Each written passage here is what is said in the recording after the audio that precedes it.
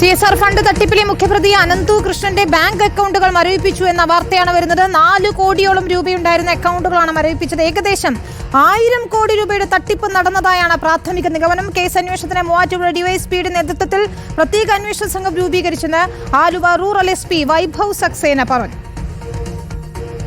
ഏകദേശം 10 കേസുകളുണ്ടോ വേറെ പോലീസ് സ്റ്റേഷനിൽ മെയിൻ അക്യൂസ് അനന്തു കൃഷ്ണനെ അറസ്റ്റ് ചെയ്തിരുന്നു. പ്രത്യേകിച്ചും ഈ എല്ലാ കേസസ് നോക്കാൻ വേണ്ടി ഡിവൈഎസ്പി മൂവാറ്റുപുഴ PM ബൈജുവിലെ കീഴിൽ ഒരു SIT ഫോം ചെയ്തിരുന്നു. നമ്മുടെ ഈ 10 കേസുകളിൽ total amount around 20 to 25 lakhs ആണ്.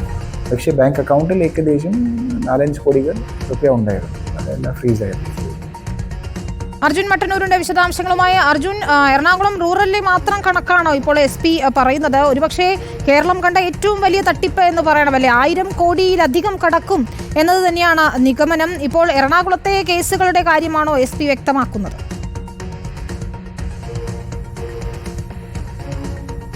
വിനീത, സംസ്ഥാനത്ത് ആകെ ഏതാണ്ട് 1000 കോടി രൂപയിലധികം വരുന്ന തട്ടിപ്പാണ് അനന്തുകൃഷ്ണൻ നടത്തിയത് എന്നാണ് ആലുവ റൂറൽ SP പറയുന്നത്. മാത്രവുമല്ല, ഇതിൽ ഏറ്റവും കൂടുതൽ പരാതികൾ ലഭിച്ചത് കണ്ണൂർ ജില്ലയിലാണ്.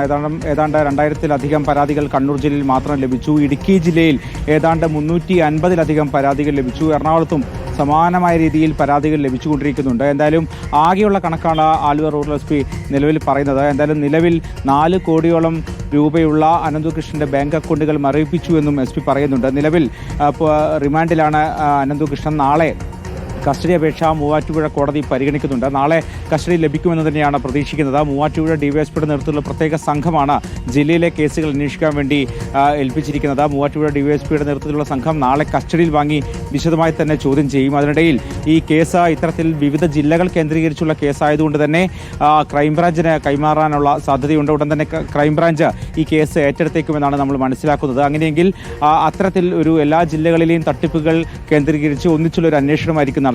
നിലവിൽ വിവിധ പോലീസ് സ്റ്റേഷനിൽ ലഭിക്കുന്ന പരാതികളുടെ അടിസ്ഥാനത്തിൽ വിവിധ ജില്ലയിലെ പോലീസാണ് ഇപ്പോൾ അന്വേഷിച്ചുകൊണ്ടിരിക്കുന്നത്. ഇതിന്റെ ഭാഗമായി SP പറയുന്നത് ഇത്തരത്തിൽ ഏതാണ്ട് 1000 കോടി രൂപയിലധികം വലിയ തട്ടിപ്പാണ് നടത്തിയത്.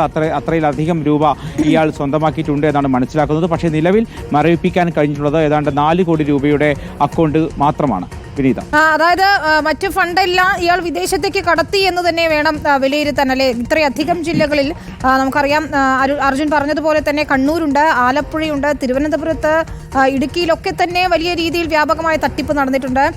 60,000 രൂപയാണ് ഒരു സ്കൂട്ടറിന് അഡ്വാൻസായി മാത്രം, ആദ്യ ഗഡുവായി മാത്രം വാങ്ങിയിരുന്നത്. അപ്പോൾ അത്രയധികം ആളുകൾ ഇതിൽ കുടുങ്ങിയ നിലയ്ക്ക് എത്രത്തോളമാണ് ഇതിൻ്റെ ഒരു വ്യാപ്തി എന്നതുപോലും കണ്ടെത്തുക ഇപ്പോൾ പ്രായോഗികമല്ല എന്ന അവസ്ഥയിലെത്തിയിരിക്കുന്നു. കൂടുതൽ പേർ പരാതിയുമായി രംഗത്തെത്തിയാൽ മാത്രമേ അതിൻ്റെ ഒരു വ്യാപ്തി മനസ്സിലാക്കാൻ കഴിയൂ എന്നാണ് പോലീസിന്റെ നിഗമനം, അല്ലേ? വിനീത, ഈ അനന്തുകൃഷ്ണന്റെ ചതിയിൽപ്പെട്ടത്, വഞ്ചനയിൽപ്പെട്ടത് കൂടുതലും സ്ത്രീകളാണ്. പൊതുവെ ഇത്തരത്തിൽ ഇരുചക്ര വാഹനങ്ങൾ പകുതി വിലക്ക് നൽകാം എന്ന വാഗ്ദാനം കേട്ട് ഇത്തരത്തിൽ പണം നൽകിയവരാണ് ഏറെയും. ഏതാണ്ട് 60,000 രൂപയിലധികം നൽകിയ ആളുകളുണ്ട്. ഇത് ഏത് വാഹനമാണോ വേണ്ടത് അതിൻ്റെ തുകയുടെ പകുതി എന്നുള്ളതാണ് ഇയാളുടെ രീതി. അത്തരത്തിൽ ബാക്കി തുക CSR ഫണ്ടുകളിൽ നിന്ന് ഉൾപ്പെടെ ലഭ്യമാക്കും എന്നായിരുന്നു വാഗ്ദാനം. ഇതിൻ്റെ അടിസ്ഥാനത്തിലാണ് ഏതാണ്ട് കഴിഞ്ഞ 1 വർഷത്തിലധികമായി ഇത്തരത്തിൽ പണം പിരിക്കുന്നുണ്ട്. മാത്രമല്ല, ഈ ഉന്നത ബന്ധങ്ങളടക്കം ഇയാൾ ചൂണ്ടിക്കാട്ടുന്നുമുണ്ട്. ഇതിൽ പ്രധാനമന്ത്രി